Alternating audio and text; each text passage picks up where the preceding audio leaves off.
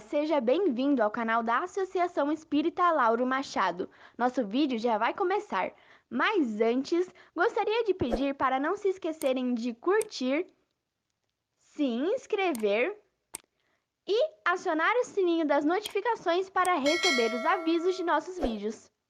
Obrigada a todos e boa palestra!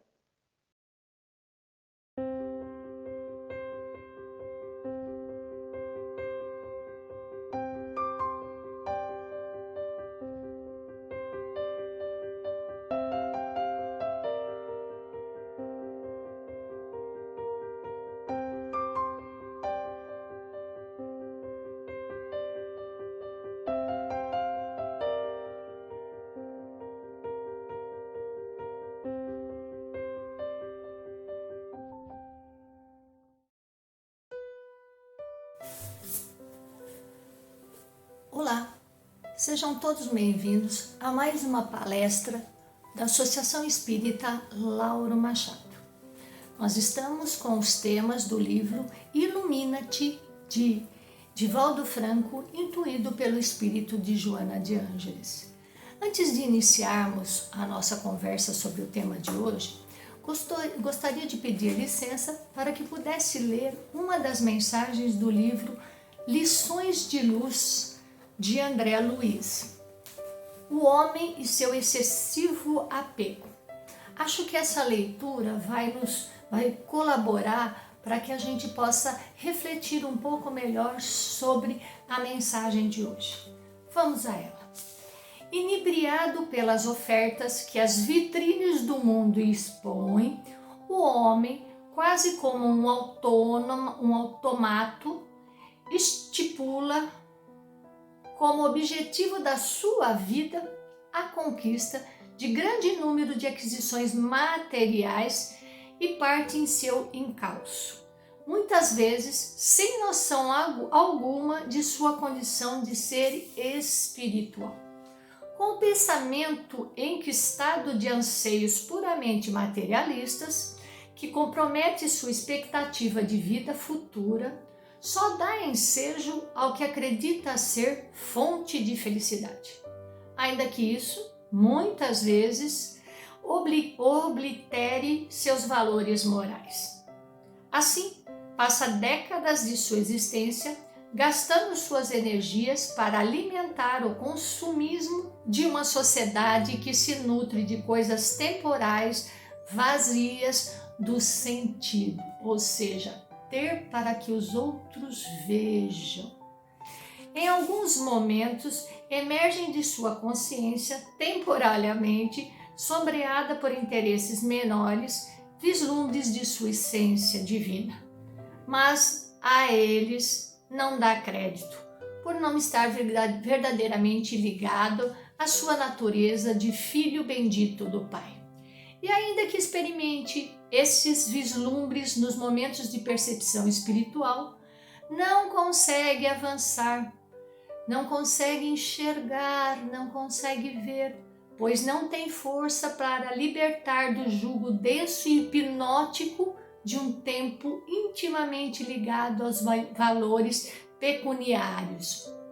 O tempo agora é de entender o olhar para além do que a matéria pode proporcionar, para aí encontrar os valores divinos, eternos, que são oferecidos em abundância pelo amor sublime, com o fito de beneficiar a todos.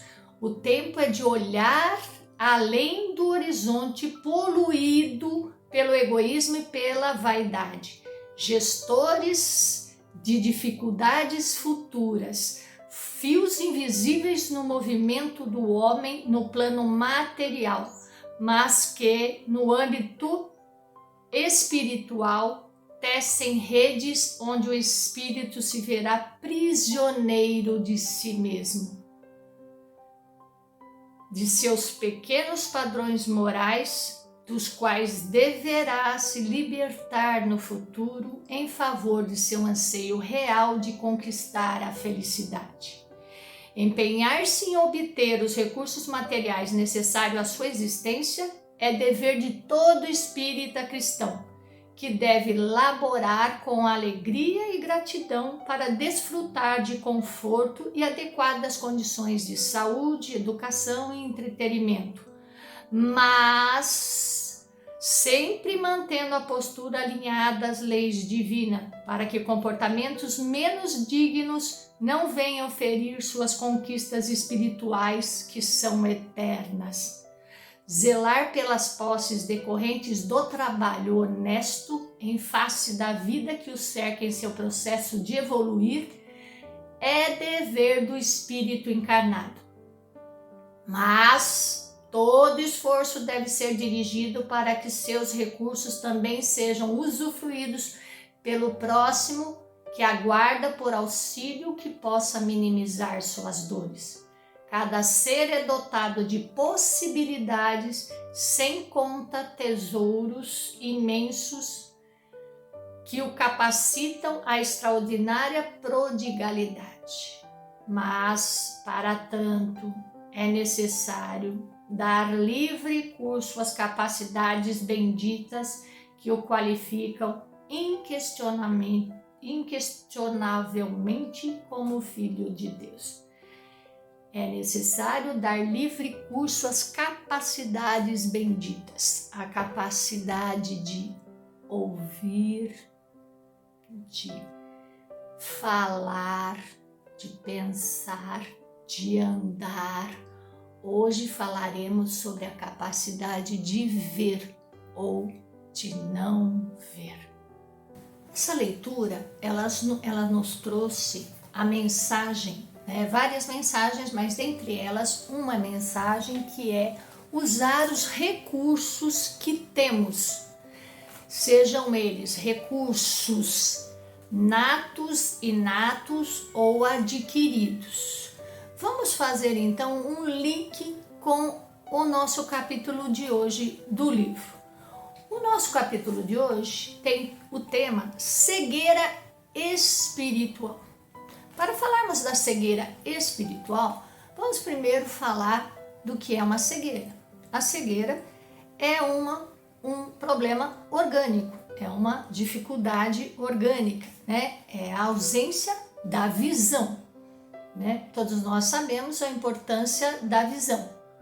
Mas nós também, do ponto de vista espírita, nós vamos entendendo que a visão ou a falta dela, a deficiência visual, ambos têm papel a cumprir no nosso processo de evolução. Mas nem todo mundo vê desta forma.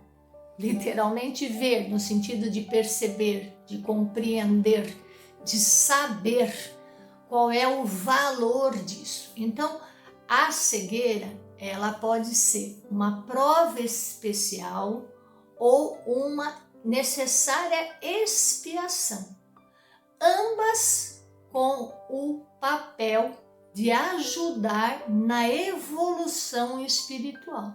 Ou seja, são ferramentas, são recursos no nosso desenvolvimento, na nossa caminhada na encarnação, para que possamos ir lapidando o nosso espírito, para que possamos trazer mais luz ao nosso entendimento.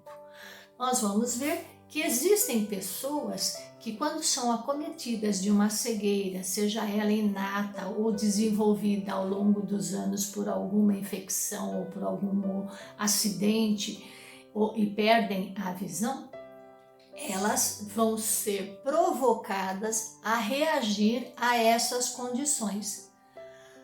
Algumas pessoas, infelizmente a maioria, se revolta, briga, se vê abandonado por Jesus, Fique perguntando por que este castigo, quando na verdade espíritos mais desenvolvidos ou pessoas que buscam um entendimento no espiritismo vão entender que são formas, possibilidades de seguir um caminho, lidando com aquilo que está acontecendo com ele, para ver como é que pode transformar isso, que seria uma dor, que seria um sofrimento, que seria uma carga a ser carregada, em algo positivo para si e para os outros.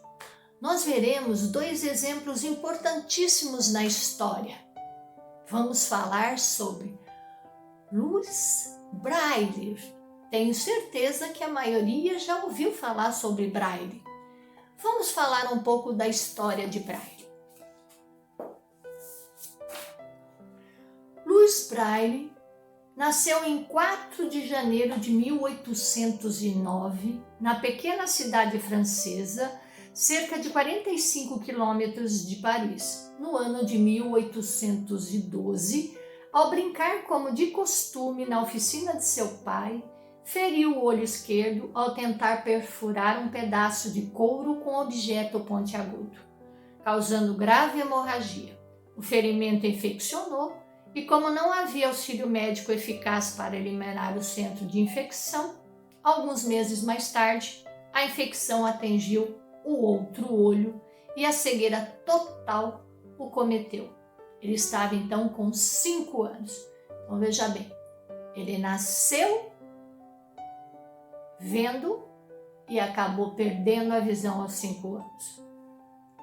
Mesmo convivendo com a cegueira, Luiz era um estudante exemplar. Decorava e recitava as lições que ouvia, confundindo seus professores com a sua inteligência brilhante.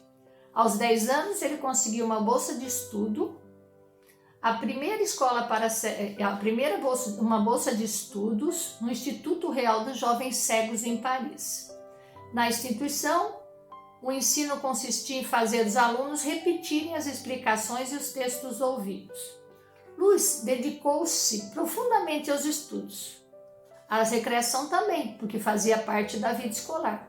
E ele participava com entusiasmo das atividades, não deixou se abalar pela perda da visão. Gostava de música clássica e, como os professores do conservatório vinham dar aulas gratuitas na instituição, dedicou-se ao estudo que consistia em ouvir e repetir o que era ouvido. As condições não eram ideais, mas Braille tornou-se um excelente pianista e mais tarde o talentoso organista de Notre-Dame de Champs. Veja bem, olha o que ele foi fazendo com a vida dele. Em agosto de 1821, Braille participou emocionado de uma homenagem prestada a Valentin Howard pela instituição. Nesta ocasião, estiveram reunidos o formador da primeira escola para cegos e o futuro inventor de um sistema de literatura escrita para cegos. Adivinha quem foi esse inventor? Bom, as dificuldades enfrentadas por Louis Braille em seus estudos o levaram desde cedo a preocupar-se com a possibilidade da criação de um sistema de escrita para cegos. Para isso, ele contou com a ajuda de outras pessoas, como Charles Barbie de Lassière, capitão de artilharia do exército. Esse capitão tinha um sistema de sinais em relevo, mas esse sistema apresentava algumas dificuldades. Braille estudou, aprendeu esse sistema, né? E aí ele foi aperfeiçoando. Então, Braille rapidamente aprendeu a usar o sistema, que praticava sempre com um amigo, escrevendo com auxílio de uma régua, de um guia e de um estilete, adquirindo muita habilidade nesse método. E ele acabou descobrindo que ele tinha alguns problemas. E aí ele começou a pensar em como modificar isso, como melhorar isso. Ele foi pesquisando, ele foi tentando até que ele conseguiu criar um alfabeto de 63 combinações, no qual 63 combinações representavam todas as letras do alfabeto, além da acentuação, pontuação e sinais matemáticos. O sistema foi concluído em 1824, quando Braille tinha apenas 15 anos de idade. Nesse novo método para a representação de sinais, de forma de letras, mapas, figuras geométricas e símbolos musicais para uso dos cegos. Olha só, Ele já era um estudante brilhante, ele já tinha conseguido melhorar, mas o interesse dele era ajudar outras pessoas que tinham a dificuldade que ele apresentava. Olha que interessante, ele fez da vida dele um exemplo e desenvolveu o sistema Braille utilizado no mundo inteiro. Outra personagem famosa, outra pessoa bastante significativa de conhecermos a história, Helen Keller. Helen Keller nasceu em 1880, faleceu em 1968. Ela foi uma escritora, ativista social norte-americana, cega e surda. Helen Adams Keller nasceu em Tuscumbia, noroeste do Alabama, nos Estados Unidos, no dia 27 de junho de 1880. Filha de um capitão aposentado e editor do jornal. Nasceu com a visão e com 19 meses de idade, contraiu uma doença desconhecida diagnosticada como febre cerebral, que a deixou cega e surda. Depois da doença, Ellie tornou-se uma criança difícil, gritava muito e tinha acessos de mau humor. Em 3 de março de 1887, antes de completar 7 anos de idade, passou a contar com a ajuda da professora Annie Sullivan, que foi contratada pela família e passou a morar em sua casa. A professora, que aos 5 anos perdera parte da visão também, e aos 10 ficou órfã de mãe, foi abandonada pelo pai e colocada em um albergue. Em 1886, graduou-se numa escola para cegos e começou a procurar emprego. Com muito trabalho e paciência, veja bem, a professora também, e não se resignou no seu problema, fez disto uma forma de ajudar os demais. Com muito trabalho e paciência, a partir de 1887, Anne conseguiu fazer Helen entender o significado das palavras que eram soletradas em sua mão pela professora. A primeira palavra foi água, que era soletrada em uma das mãos e sentida na outra, despertando o entendimento da palavra. Em um só dia, Helen aprendeu 30 palavras. Mais tarde, numa rápida assimilação, ela aprendeu o alfabeto Braille e o manual que facilitou sua escrita e leitura. Em 1890, Helen pediu para sua professora para aprender a falar. Ela foi então estudar. Além de conseguir aprender a ler, escrever e falar, Helen estudou as disciplinas do currículo comum da história. Helen se formou. Em 1904, ela graduou-se em filosofia, desenvolveu diversos trabalhos em favor das pessoas com deficiência e participou de campanhas pelo voto feminino e pelos direitos trabalhistas. A partir de 1924, Helen foi nomeada membro e conselheira em relações nacionais em vários continentes do mundo. Ela teve uma vida de exemplo, uma vida que tornou-se livro. Então são histórias de superação. Mas, como eu disse, nem todas as pessoas conseguem ver desta forma. Muitos se revoltam.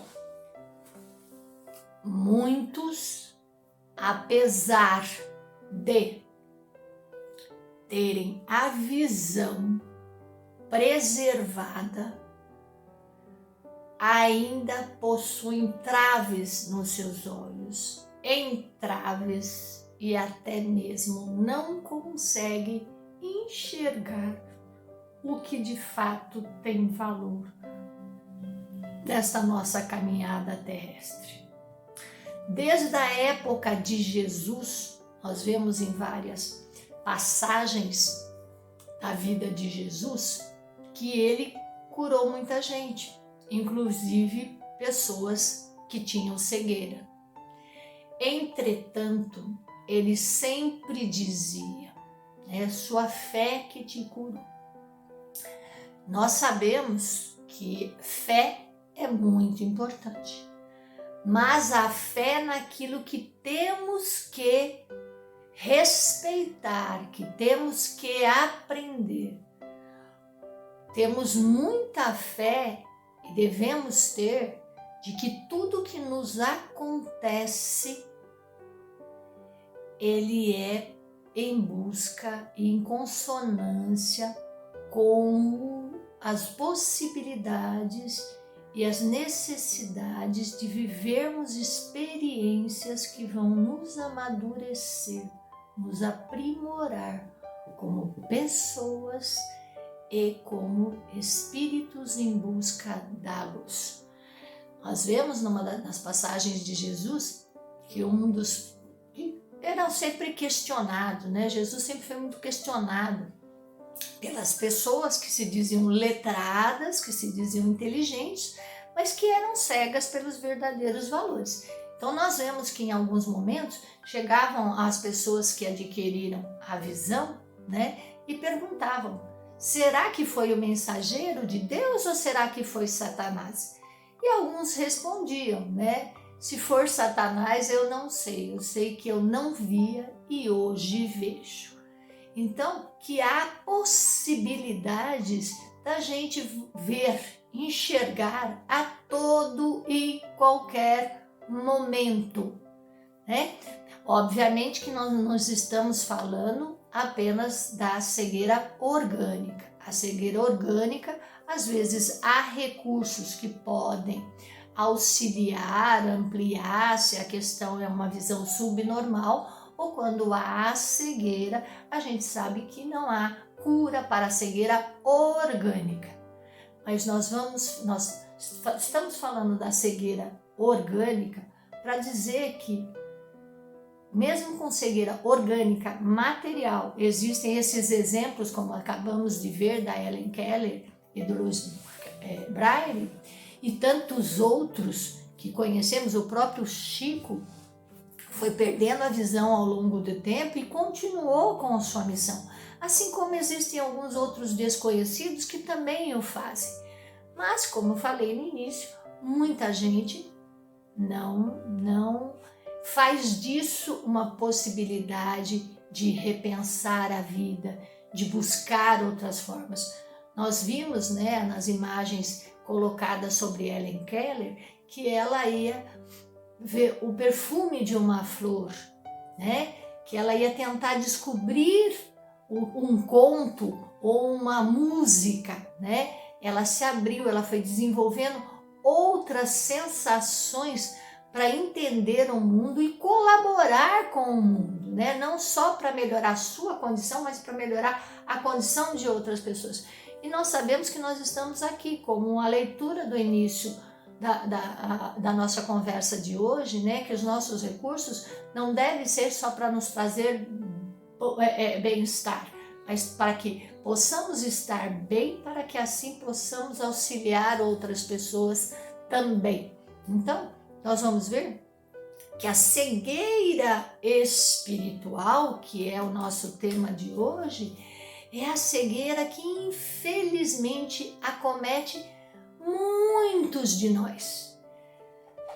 Nós muitas vezes ficamos vislumbrados, ficamos alucinados, ficamos encantados por crenças, por propagandas, por ilusões, por pessoas, né? Por boas palavras que às vezes não se revelam, não necessariamente, boas palavras, mas por bonitas palavras que às vezes não são boas palavras, melhor me corrigir.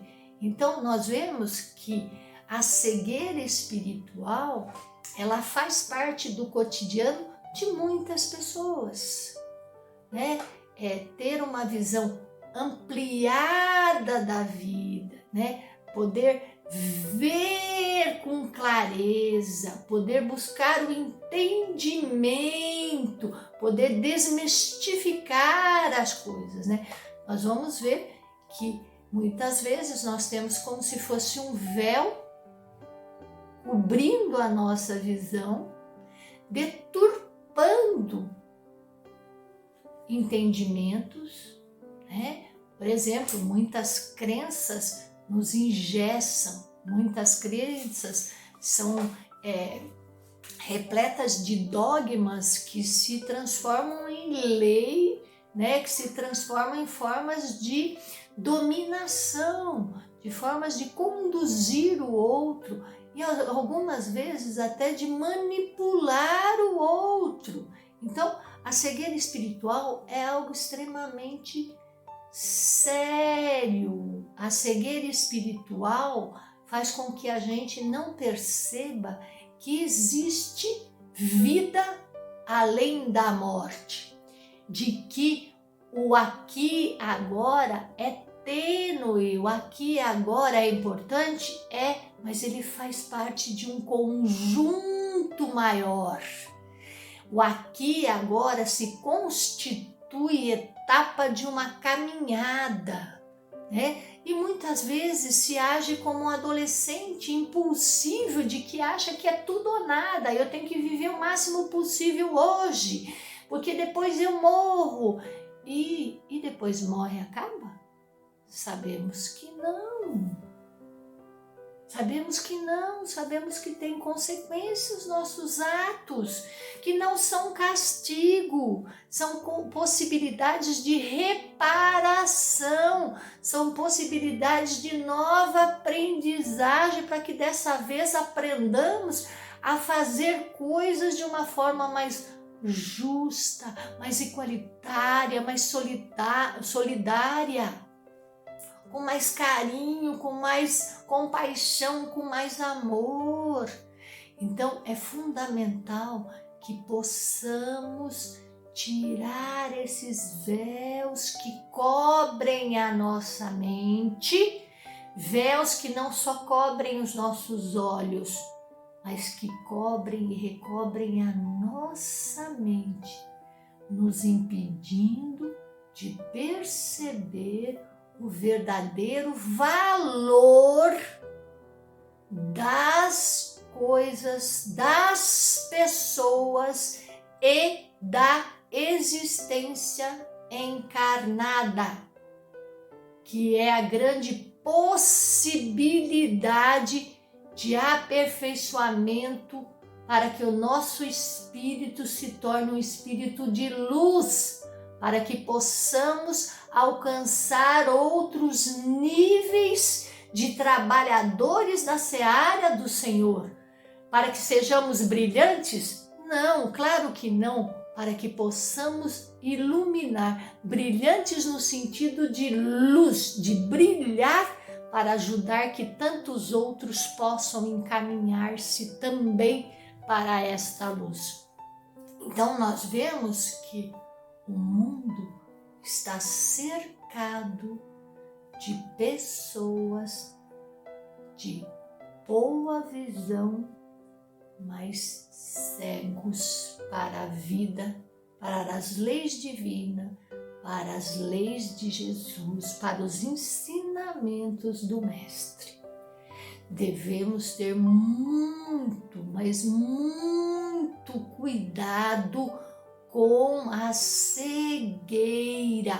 Obviamente que tanto a cegueira orgânica, se nós somos dotados de olhos para ver, devemos ter todo cuidado com o que nos foi dado.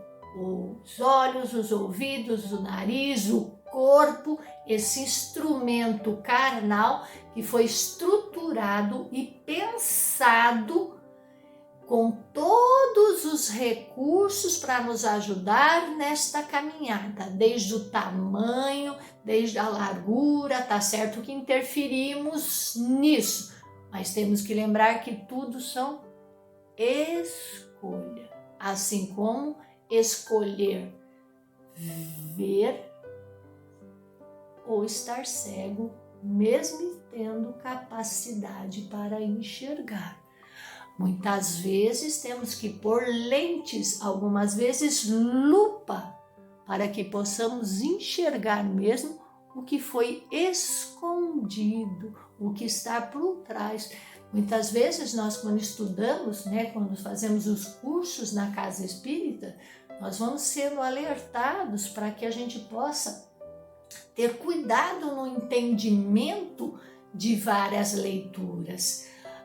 Está escrito ali, mas o entendimento pertence ao leitor, A contribuição de Allan Kardec, decodificando uma série de coisas, nos deixou presentes inestimáveis, mas também fomos dotados de inteligência, porque o Espiritismo é uma filosofia, é uma ciência, é uma arte que vai sendo também acrescida, recontextualizada num mundo que vai evoluindo e que nós vamos ter que ir repensando, nós vamos ter que ir nos organizando para que nós possamos nos aprofundar nesses entendimentos.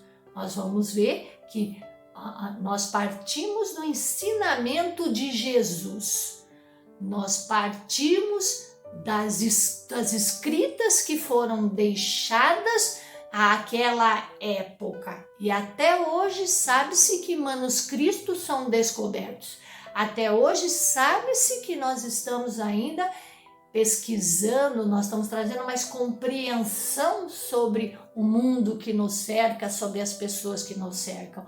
Ou seja, a vida ela vai se constituindo de tirarmos os véus e vamos compreendendo mais e melhor o mundo que nos cerca. Há uma frase que diz, segundo o seu merecimento. O merecimento não é porque eu mereci uma recompensa ou eu perdi uma recompensa porque fui um menino mau. Não, merecimento no sentido de que assim, estamos prontos, isso vai nos ajudar, então aquilo sai e é colocado outra coisa, ou não, para aprendermos precisamos nós aprendermos a superar aquilo. Muitas vezes, ou a maioria das vezes, eu até diria, a superação, ou seja, está no processo, não necessariamente no resultado, no que vai se aprendendo na vivência, o que vai se amadurecendo, o que vai se entendendo enquanto aquilo se desenrola. Nós vimos por essas duas vidas exemplares de abstinência, de pessoas que foram destituídas da visão, que tiveram inclusive como criança a Helen Keller, não o Luz, mas a Helen Keller, de ficar irritada, agitada, porque não conseguia ver, isso é natural, Quando nós queremos nos comunicar, nós somos cheios de vida e queremos interrelacionar, queremos fazer trocas e não conseguimos, nós ficamos agitados, sem dúvida, porque a vida dentro de nós, vida que pulsa, vida que precisa pulsar para nos estimular a caminharmos, a avançarmos. Então, a cegueira espiritual, ela pode fazer com que a pessoa fique estagnada, à parte do mundo. Se ela não ver, se ela não entender que os verdadeiros valores não são deste mundo. Nossa vida eterna não é este período de encarnação. Não é enquanto dure esta encarnação. Esta encarnação é parte de um processo. Tem toda a riqueza e deve ser constituída de toda a dignidade e respeito possível. Tanto que é deste momento que estamos falando. Vamos tirar os véus. Cegueira espiritual é algo que nos afasta da evolução e do crescimento. Nós vemos isso na concretude de, por exemplo, quantos de nós, quando não tem acesso ao conhecimento, acesso aos estudos, acabam tendo uma visão reduzida do mundo. Só que assim, os estudos, o conhecimento das ciências é um dos recursos. O conhecimento da vida é outro. O conhecimento espiritual, outro. Vários são os recursos e as possibilidades de nos tornarmos seres melhores. Que o nosso caminho seja iluminado, que a luz do Senhor continue brilhando forte dentro de nós, para que cada vez mais possamos ampliar a nossa visão e combater a cegueira espiritual que possa existir em nós e que possamos combater a cegueira espiritual que está na sociedade. Que assim seja, graças a Deus.